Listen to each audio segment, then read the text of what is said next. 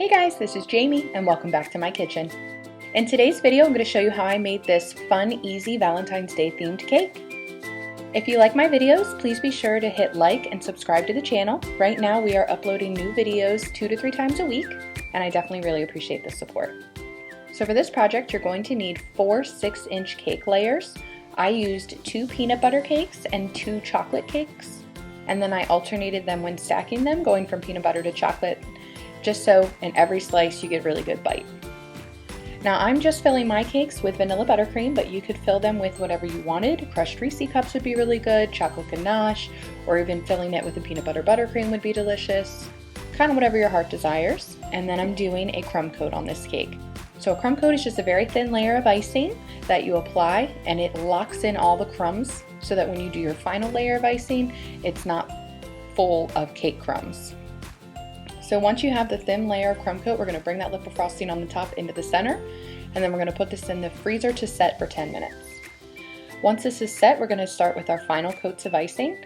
I'm using black, which I know is not a super Valentine's Day themed color, but I really wanted the contrast of the reds that I'm going to apply later, and I thought that the reds and pinks would pop really well off of a black base. So I'm just applying a very generous amount of frosting. And you do this because it's easier to apply a lot of frosting and smooth it out, taking the excess frosting off, than it is to start with a thin layer and try to build up on it. I'm not focusing so much on the bottom half of the cake, just because I am going to be applying another coat of pink buttercream only around the bottom half. So I'm not really worried that the bottom half has enough frosting because it's going to get more later. I'm more focusing on the top half of the cake. I'm going to be using a cake comb to imprint a really cool pattern onto this cake. So I just want to make sure I have a nice thick layer of frosting and that it's fairly smooth, but it doesn't have to be perfect because we will be smoothing it again once we start using the cake comb. Now, if you don't know what a cake comb is, they are like cake smoothers, but they have a pattern cut out on the edge so that when you run them around your cake, it applies that pattern to your cake. They're really cool. They're a lot of fun to work with, and they're pretty easy to use. It just makes sure that your frosting is really smooth, and that will give you the best finished result. If your frosting's too thick, or if it's too cold, then it's not going to smooth out well and really take the pattern of the cake comb. You want it to be very smooth, silky consistency to give you the best results. So I just put that in the freezer, and now I am cutting off that top lip of frosting just to get a really sharp edge around the top. I'm not too concerned about the white cake that you can see coming through because I am going to be applying a lot of decoration onto this cake at the end, so I know I will easily be able to hide that, so I just didn't want to take the time to make it perfect when it was going to be covered up anyways. So I'm just working on getting that edge the way that I want it, and then I'm going to start applying the second coat of buttercream. So I am using a deep pink color here, and I want a very organic, natural look. I don't want it to be a perfectly straight line. So I'm just applying it around the bottom half, a generous amount, and then I'm going to smooth it out. And that top edge of the pink, we're going to leave very natural, very organic. I'm not going to straighten it out. I just wanted it to look, you know, kind of like a fault line cake, but without the second fault. So I'm just smoothing out that pink buttercream, going in, filling in the gaps where I see in the buttercream, so that I can then smooth it out again and get rid of those holes.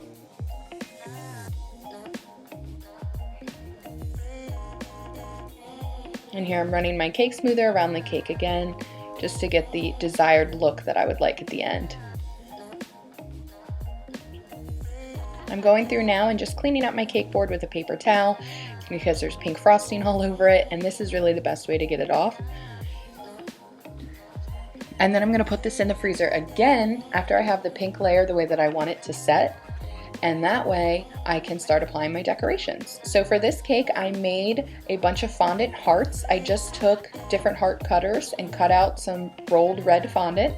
For the big heart, I have these cute fondant imprints. It's like a plastic heart, and it says "Be Mine" on it. And when you push it into the fondant, it leaves that so that you can read it on the fondant.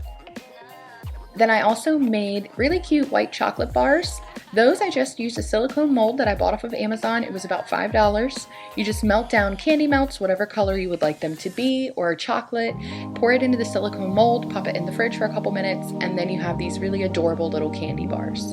I thought that the white would look really good against the deep black of this cake and the pink, and I think I was right. I like the contrast that it provided.